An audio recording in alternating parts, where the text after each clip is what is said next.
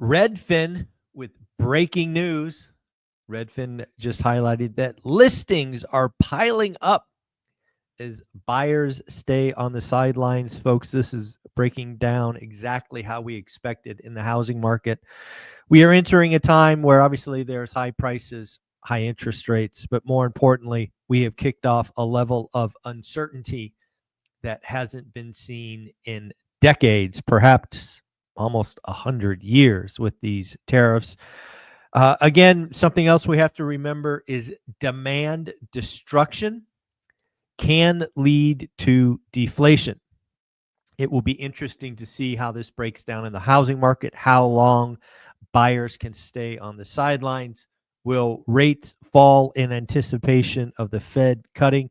There is lots and lots of things going on in the economy, but it is clear that our call that 2025 should be the lowest year for transactions, probably going below 4 million for existing home sales, is once again looking to be a pretty wonderful call, frankly.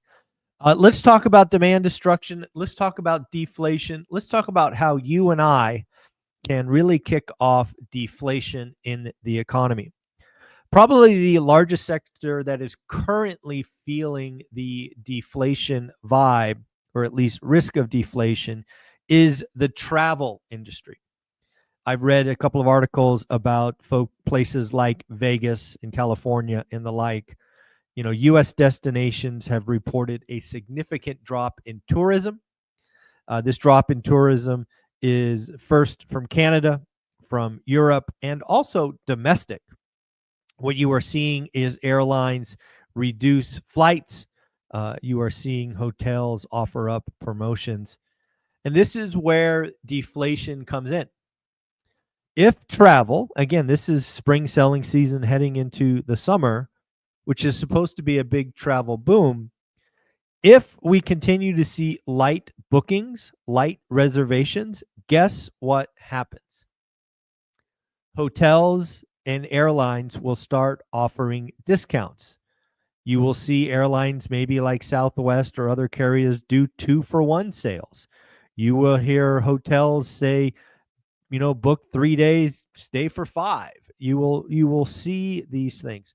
And this is, again, something that I believe the Fed has missed. The Fed has over-rotated to inflation. All right, obviously these crazy tariff numbers will be, you know, inflationary should they hold.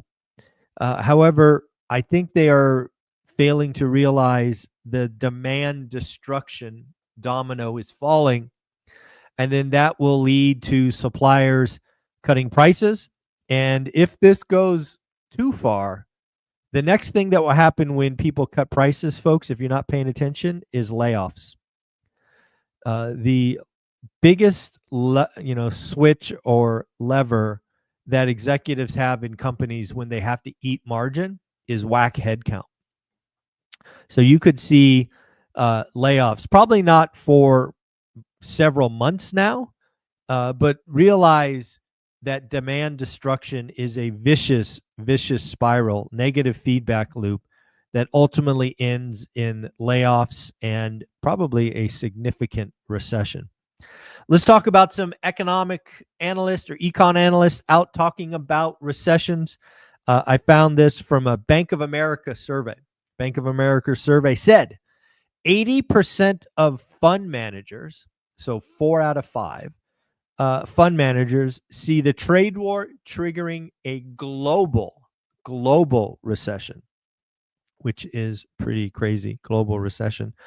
Specifically, Mark Zandi says that we have a 50-50 chance of having a global recession, but regardless, 2025 will be a difficult year for everyone and suggests buckling up. JP Morgan puts the odds of a recession at 60%, says that the unemployment rate might spike to 5.3%. Folks, that is demand destruction. That is layoffs. That is a problem. And then, not to be outdone, Torsten Slok puts the odds of a recession at 90%. 90. That is the highest on the street. That is 9 out of 10, said a different way. And basically, Torsten is saying, folks, all you have to do is look at small businesses. Small businesses are the backbone of the economy. They make up a lion's share of employment, and they do not have the balance sheet, the ability to borrow to get through an air pocket in the economy. So again, according to Torsten Slok, we have a 90% chance of a recession.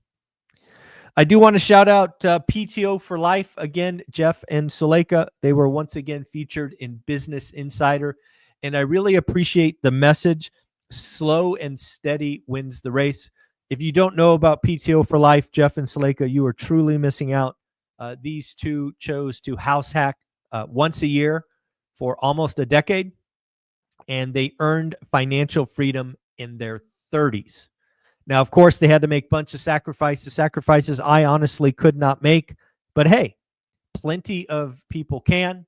Plenty of you should frankly follow Jeff and Suleika's model and just house hack 8, 9, 10 times and be financially free in a decade. It's an amazing model. Shout out Business Insider for celebrating the success of those two and really highlighting how you can do it as well. Speaking about earning financial freedom in their 30s, I don't know if you caught this yet, but I did an interview with Mindy out of Kansas City. She earned financial freedom at 37 with only 10 doors. Folks, I want to continue to highlight new faces and new voices. If you know of someone out there who you think should be featured on One Rental at a Time, make a recommendation. Send me an email, tag me on Instagram, whatever you want to do.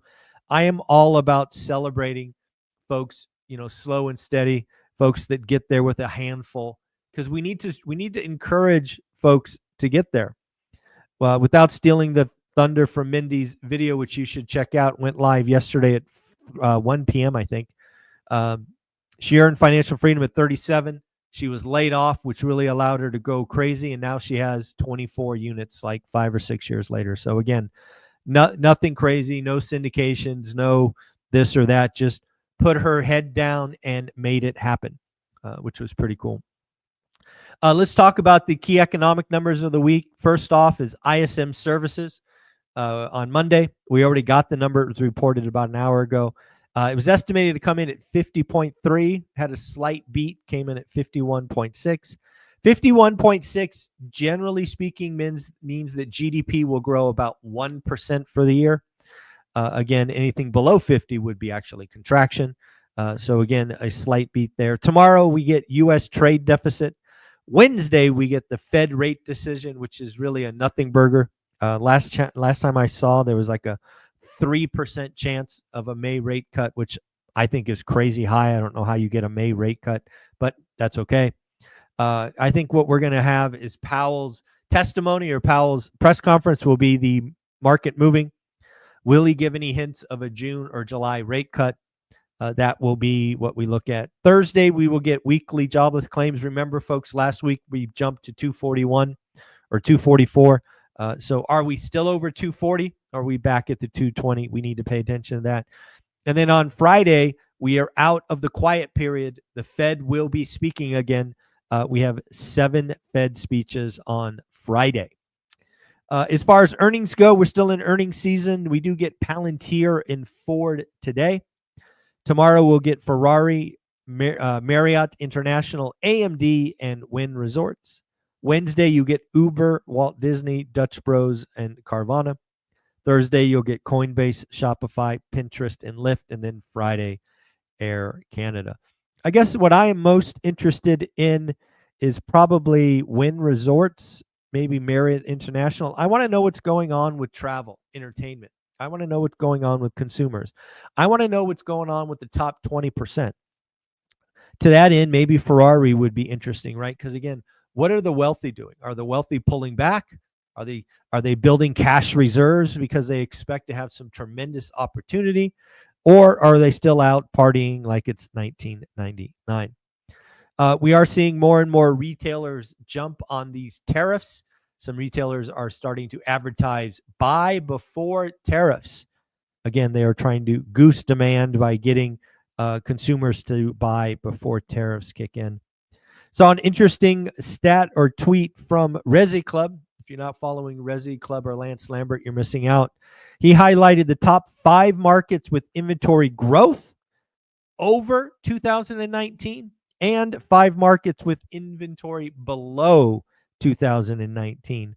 Coming in number 5, these are the markets with inventory over 2019 levels. See if you see a trend. Number 5, San Antonio. Number 4, Orlando. Number 3, Memphis. Number 2, Austin. And surprisingly, I don't think I would have guessed this, the number 1 market with the most inventory above 2019, Denver, Colorado. Denver, Colorado came in number 1. I probably would have guessed Austin, but would have been wrong. How about the 5 markets with inventory below 2019? Number 5, Cleveland, Ohio. Number 4, Virginia Beach. Number 3, Chicago. I don't know about you, but I'm surprised Chicago's on that list. Number 2, Providence, Rhode Island. And drum roll, please, number 1, Hartford, Connecticut. Again, I don't think I would have guessed Hartford, Connecticut. I probably would have guessed the Northeast. Again, we're seeing still a relatively seller's market up there. But yes, Hartford, Connecticut came in number 1. Looks like China is truly on a path to potentially deflation. Folks, I don't know if you're putting the pieces together yet, but obviously the United States is the largest consumer of Chinese goods. There is essentially an embargo between us and China going on right now. So what happens? What happens to all those goods? Well, obviously they will try to sell those to Europe and otherwhere, but really what they need to do is they need to spur consumption. They need their citizens to buy more stuff, right? Made in China, right? Have the Chinese buy made in China. Unfortunately, that could lead to a deflationary spiral as they will have to discount to sell products. So again, this trade war is heating up. We are starting to see ramifications or cracks, frankly, on both sides. And yeah, it will be interesting to see where this goes. Don't forget, folks, that Steadily, Landlord Insurance from Steadily is the sponsor of the Daily Financial News. There's a link below. If you want to get a quote, you want to build your buy box and get some costs, Steadily has helped me repeatedly, as well as many ORaaT folks. It's not the right solution for everyone, but it's always good to get a second opinion, see if they can give you better prices and better rates. Check them out, see if they can help you. Also, since we're talking about that, let's talk about school and our newest member, John.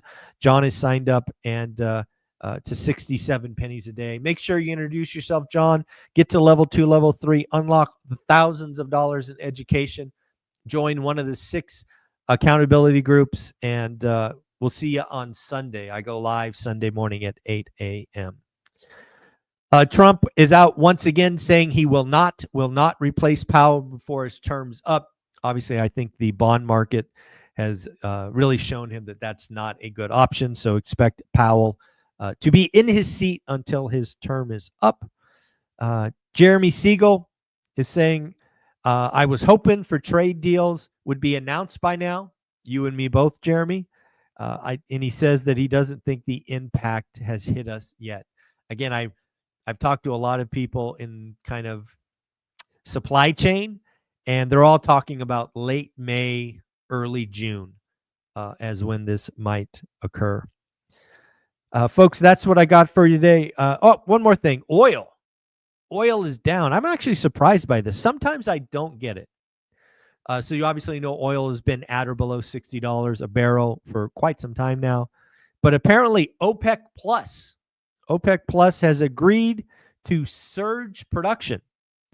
So let me get this right. You operate in a market where prices are down because demand is down, and you choose to add more supply. Good idea.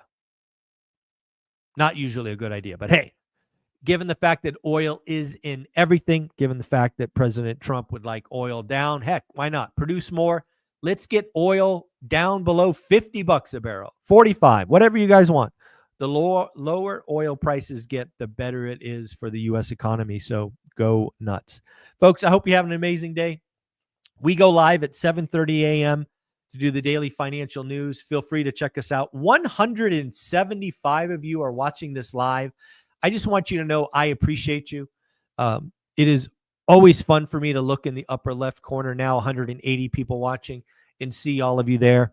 Thank you. Thank you for all your comments. I see them here. You know, we got Sarah's out there saying hi, financial firefighter, all-nighter. Again, lots of people out there just doing some great stuff. Just highlight you guys. What else is going on? Let's scroll above, see what else is there. Oh, people talking about that interview with Mikey yesterday. Mikey went out at 4 o'clock, I think. What a wonderful discussion. Folks, take care of yourself. Have a wonderful day. Like, subscribe, comment, and you know what? Share this channel with one person today. Share this channel. Send them an email. Send them the link. Tag me on Instagram. Let's grow one rental at a time, one person at a time. Thanks. Bye.